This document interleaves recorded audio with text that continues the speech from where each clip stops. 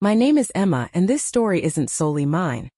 It's about the life I built with James, my husband, and how, piece by piece, it all started to fall apart.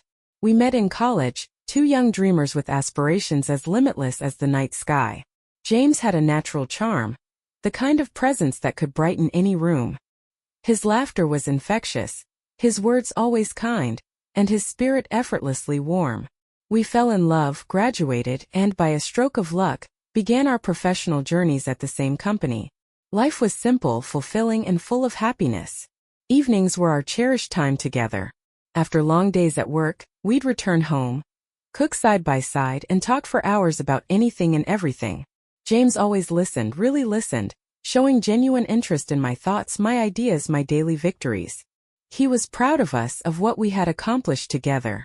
"Emma, you're incredible at what you do," he'd say with a smile. "I love that we're in this together." But everything shifted the moment he got promoted. It was a huge step forward in his career, and at first I was nothing but thrilled for him. Yet with this success came changes I never saw coming. James gradually became more conscious of appearances, status, and the idea of what life should look like. The small criticisms started creeping in, subtle at first. "Why do we always eat the same meals?" he'd say, barely touching his plate. "We can afford better now." I tried to adjust to keep him happy, but no matter what I did, it was never enough. His comments became more frequent, more cutting. My choice of clothes, the brands I bought, even how I arranged our home, nothing escaped his scrutiny. "Why do you always pick the cheapest brands?" he'd ask with frustration. "We're not struggling college students anymore, Emma." A distance began to grow between us, an invisible wall that neither of us knew how to tear down. The man who once found joy in our modest life was now fixated on luxury and status. Then came the night everything became painfully clear. I had just returned from the store, arms full of budget-friendly groceries, when James's irritation finally erupted. "This isn't acceptable, Emma. You're still acting like we're scraping by. You don't match my status anymore," he said, his voice cold and detached. His words cut deeper than I could have imagined. At that moment I realized just how much he had changed, how much we had changed. It was the moment everything started to unravel. As the weeks passed, the tension between us only worsened. James's fixation on status overshadowed everything else, and I felt like I was losing him entirely. The man I once adored, the one who found happiness in the simplest of things, was slipping further and further away. Then, unexpectedly, life took a turn. I discovered I was pregnant. The news brought a flood of emotions, joy, fear, and most of all hope. Maybe, just maybe, this could bring us back together. James's reaction surprised me. The coldness that had settled between us melted away in an instant. His face lit up with an excitement I hadn't seen in months. "Really? We're having a baby?" he asked, his voice filled with genuine enthusiasm. For the first time in what felt like forever, I saw a glimpse of the man I had fallen in love with. Throughout my pregnancy he was attentive, checking in on me, making sure I was comfortable. It was as if, for a little while, we had stepped back into the life we used to share. When our son Leo was born, James's joy was undeniable. Holding our child in his arms for the first time, he looked at me, tears in his eyes. "He's perfect, Emma. We made this beautiful boy," he whispered, his voice thick with emotion. Those early days with Leo were a whirlwind of sleepless nights and endless adjustments, but they were also filled with tenderness and love. James, despite his demanding schedule, made an effort to be there, witnessing our son's first moments, cherishing each tiny milestone. And in those fleeting instances, I caught glimpses of the man I had once known. For a time with Leo in our lives, the storm between us quieted. The criticisms faded, replaced by something that felt like peace. A temporary truce in a battle I wasn't sure we could win. Leo's presence seemed to mend some of the cracks in our marriage, at least for a while. I clung to that period, hoping it marked the beginning of something better, that maybe this was the shift we so desperately needed. But deep inside, a lingering doubt remained. It felt less like a new beginning and more like a temporary ceasefire, a fragile calm before an inevitable storm. For the moment, though, I let myself believe. Life with a newborn was chaotic. Yet in those first months it seemed to draw James and me closer. The late-night feedings, the quiet moments watching Leo sleep. Those were times when we felt like a team again. But as our son grew and the initial excitement of fatherhood wore off for James, the old habits started creeping back in. Work consumed him more than ever, and when he was home, his attention wasn't on bonding with Leo but on showcasing him. It was as if our child had become another extension of James's status, a reflection of the image he wanted to project. He bought Leo the most extravagant toys and designer outfits, things a toddler couldn't possibly understand or appreciate. One evening, I walked into the room to find him glued to his laptop, scrolling through a list of prestigious preschools. He didn't even glance up as I approached. "Emma, I'm looking into enrolling Leo at Brighton Hall Academy. It's the best in the city," he announced, his tone making it clear that this wasn't a discussion but a decision. I sat beside him, choosing my words carefully. "James, he's only 2. Do we really need to send him to such an expensive school already?" For the first time he met my gaze, his expression one of sheer disbelief. "Of course we do. He's my son. He deserves the best." "But what he really needs is time to just be a kid," I argued, my frustration simmering. "Love, attention, those are more important than expensive things." James shook his head dismissively. "You don't understand, Emma. This is about giving him the opportunities one never had." And just like that, another conversation dissolved into yet another argument. This had become our new reality, discussions turning into debates, debates turning into fights. It felt like we were speaking entirely different languages, our values no longer aligned the way they once were. The distance between us was no longer just emotional, it had become physical. James started coming home later and later, long after Leo and I had already eaten dinner. One night, well past midnight, I finally confronted him as he walked through the door. "James, do you even realize what time it is?" I asked, exhaustion laced in my voice. "You missed dinner again. Leo was asking about you." He shrugged off his coat, his expression weary but indifferent. "Emma, I'm the head of the department now. These late nights are part of the job." I swallowed the frustration building inside me. "And what about us, James? What about your family?" For a moment he hesitated, his face a mixture of exhaustion and irritation. "I am doing this for our family. You and Leo are living comfortably because of my hard work." I wanted to tell him that comfort wasn't just about money, that being a father meant more than providing financial stability. But I didn't have the energy for another argument we both knew wouldn't change anything. That night, as I lay in bed, I listened to the soft clicks of his laptop from the other room. The realization settled deep within me. James and I were no longer partners. We were simply 2 people living under the same roof, bound together by a shared past and a child who deserved more than the growing void between his parents. It was during one of those long, lonely evenings that I made a decision. I needed to return to work, to reclaim a part of myself that had been slowly fading away. The opportunity presented itself when a position opened at my old company, the very place where James and I had begun our journey together. A mix of nerves and excitement filled me as I prepared to tell him, hoping for his support. "James, I've been thinking about going back to work," I said carefully.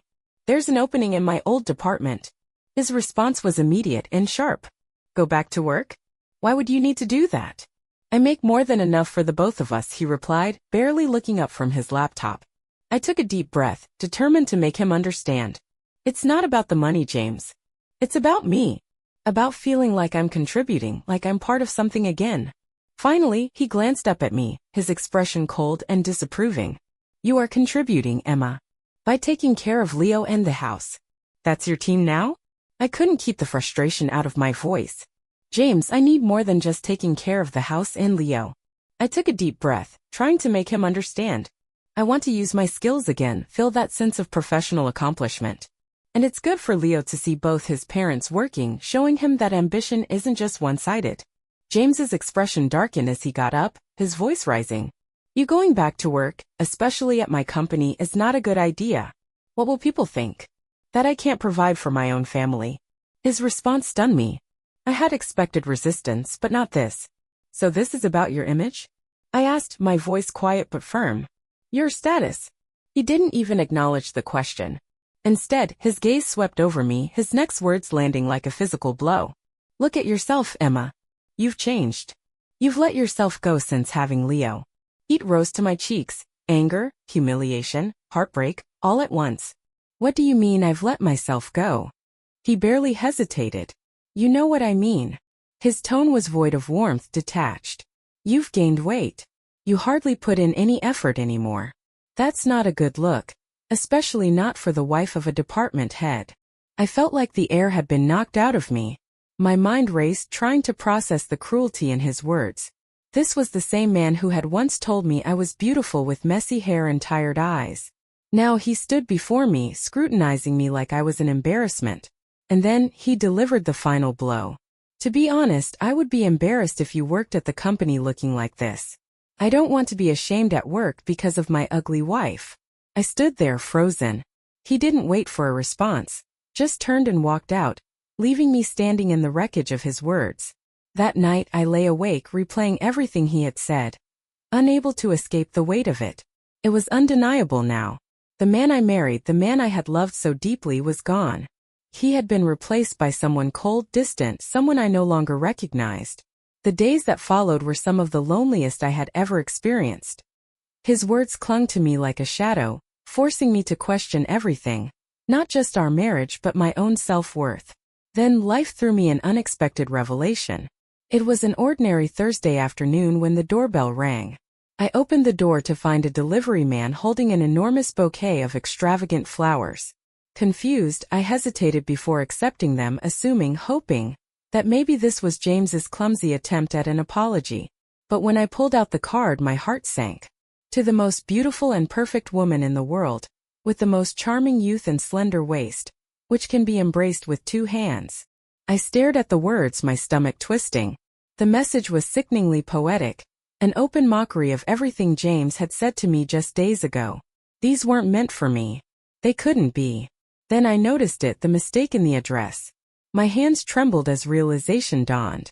Just as my mind started piecing it together, my phone rang. James's secretary. A young woman new to his office. He had mentioned her in passing once, laughing about how she was still studying and often made mistakes. Her voice was nervous on the other end. "Mrs. Benson, I'm so sorry. I think I made a huge mistake." I already knew, but I still asked. "What mistake?" She hesitated before admitting. "The flowers. They weren't meant for you. I sent them to the wrong address." A cold wave of nausea settled over me. Who were they meant for? My voice barely made a sound. A long pause. Then in a hushed voice, "I don't know her name. I'm sometimes asked to send gifts. Please don't tell Mr. Benson I called." The call ended, but I didn't move. The flowers sat mocking me from the table, a cruel confirmation of what I already knew deep down. James had betrayed me. The moment that realization sank in, I didn't hesitate. I grabbed a bag and started packing. Leo's essentials, his clothes, his favorite toys, the little things he loved. I didn't think. I just moved. I couldn't stay in this house a second longer, trapped in a life that was now nothing but a lie. Before leaving, I scribbled a short note and left it on the kitchen counter. I wasn't going to wait for James to come home with excuses or empty justifications. This time I was done. With Leo in tow, confused but thrilled at the idea of an impromptu visit to his aunt's house, I walked out the door, leaving behind the wreckage of my marriage. As I drove toward my sister's place, a strange mix of emotions churned inside me. Relief. Heartache. The life I had built was unraveling. Yet I knew I had to step away, to create distance, to shield Leo from the inevitable fallout. That evening, I sat in my sister's living room, lost in thought. The weight of my decision settled heavily on my shoulders. Then unexpectedly the doorbell rang. My sister shot me a concerned glance before answering. And there he was, James. He looked frantic, nothing like his usual composed self. His eyes darted around the room before settling on me. "Emma, why did you leave? Why did you take Leo?" His voice was a mix of concern and frustration, as if he still couldn't grasp the gravity of his actions. I met his gaze head-on, refusing to waver. "Why?" I repeated, my voice steady despite the ache inside me.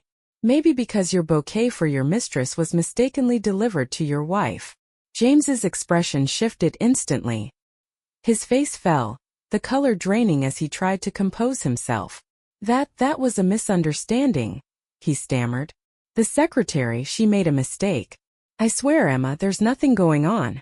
I searched his face for a trace of sincerity, anything, that might make me believe him. But all I saw was desperation. "A mistake," I echoed, letting out a bitter laugh. "Is that the best you can do?" Before he could form another weak excuse, I pulled out a thick envelope and placed it on the table. I watched as his hands trembled while he reached for it. Then explain these, James.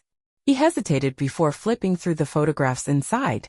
Image after image, James with a younger woman, their interactions far from professional. His face paled, his lips parting in shock. Where did you get these? He whispered. I crossed my arms, my voice cold. I hired a private investigator. He was very thorough. I let my words sink in before delivering the final blow. Did you know she's the wife of your business partner?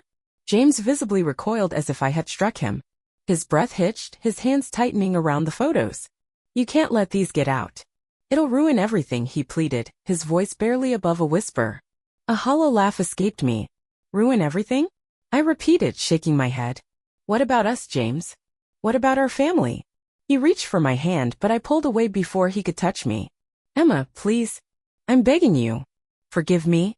I can fix this. But it was too late for apologies. Too late for regret. Forgive you. My voice wavered for only a second before I steadied myself. After you lied and cheated? No, James. I won't forgive you. I took a deep breath, my next words final. I'm filing for divorce. And these photos? They'll make sure Leo and I get what we deserve. James's entire body sagged, his shoulders slumping under the weight of his downfall. He opened his mouth, maybe to beg again, maybe to fight back, but I was done listening. Emma, please. I shook my head, my decision unshakable. No, James. You made your choice. Now I'm making mine. And with that he turned and walked away. I didn't watch him leave. There was nothing left to see. The evidence in my hands wasn't just proof of James's betrayal, it was the key to my freedom. The road ahead wouldn't be easy, but I was ready to rebuild a life for myself and Leo, one without lies and deception. The following weeks blurred into a cycle of legal meetings and difficult decisions. The divorce proceedings had begun, and with the overwhelming proof of James's infidelity, my case was strong. Despite the chaos, a sense of determination pushed me forward. One afternoon, I sat across from my lawyer as she sifted through the case documents, a look of confidence on her face. We have a solid case, Emma, she assured me. The evidence you've provided is more than enough to secure a favorable outcome for you and Leo. I nodded, a mixture of relief and sadness washing over me. I just want this to be over, I admitted. I want to make sure Leo is taken care of. She offered a reassuring smile. We'll make sure of that. You'll have full custody. And given James's position, child support won't be an issue. As the days passed, the reality of my new life slowly began to settle in. The pain was still there, the betrayal still fresh, but so was something else. Hope. Becoming a single mother was never part of the life I had imagined, yet as the reality settled in, so did an unexpected sense of empowerment. For the first time in a long while, I was making choices for myself, standing up not just for my son, but for the woman I had almost forgotten I was. The final hearing was tense. James and I sat on opposite sides of the courtroom, an invisible chasm between us filled with unspoken words and lost years. The air was thick with the weight of everything that had led us to this moment. When the judge ruled in my favor, citing James's infidelity, I felt something shift inside me. The burden I had carried for so long finally lifted. I was free. As I stepped out of the courthouse, James approached. His face, once so familiar, now felt like that of a stranger. Emma, I'm sorry. I never wanted it to end like this, he said, his voice heavy with regret. I met his gaze, searching for the man I had once loved, but all I saw was the aftermath of his choices. It didn't have to be this way, James, I said quietly. But you made your decisions. He exhaled, nodding slowly, his expression resigned. I just hope, for Leo's sake, that one day you can forgive me. I took a deep breath. I'll always do what's best for Leo. But as for us? There's nothing left to say. With that, I walked away. The divorce wasn't just the closing of a painful chapter, it was the start of something new. Something mine. With the divorce finalized, life became about moving forward. It wasn't just about me. Leo needed stability, love, and a sense of normalcy.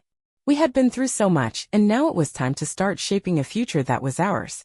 One warm afternoon, as Leo played in my sister's backyard, I sat beside her on the porch, coffee in hand, watching him chase butterflies. You know, I murmured, staring out at the sunlit garden, I never thought I'd be here, starting over like this. My sister, always my unwavering support, gave me a knowing smile. But you're not just starting over, Emma. You're starting fresh. There's a difference. I turned to her, her words sinking in. You're stronger now, she continued. You know what you want and, more importantly, what you don't want. I nodded slowly, the truth of it settling within me. Yeah, I guess you're right. It's just overwhelming sometimes. She reached over and squeezed my hand. It's going to be okay. You've got this. And you've got us. Always. A warmth spread through me, gratitude filling the spaces where doubt had lingered. Thank you, I said softly. I don't know what I'd do without you. As the weeks passed, I started finding my footing again. Returning to work was like stepping back into a part of myself I had almost forgotten. My colleagues welcomed me with warmth and understanding, and for the first time in a long while I felt valued, respected not just as a mother but as a person. Leo too was adjusting. Though he missed his father, I ensured he had regular visits. Whatever had happened between James and me, he was still Leo's dad. I wouldn't let our fractured past take away their bond. One evening, as I tucked Leo into bed, he looked up at me with wide, innocent eyes. "Mommy, are you happy?" he asked softly. I leaned down, brushing a gentle kiss on his forehead, feeling my heart swell with love. "Yes, sweetheart. I am," I whispered. "And I want you to always be happy too." A sleepy, contented smile spread across his face. "I am, Mommy. I love you." I pulled the blanket snugly around him. "I love you too, baby. More than anything." As I turned off the light, I lingered in the doorway for a moment, watching him drift into peaceful sleep.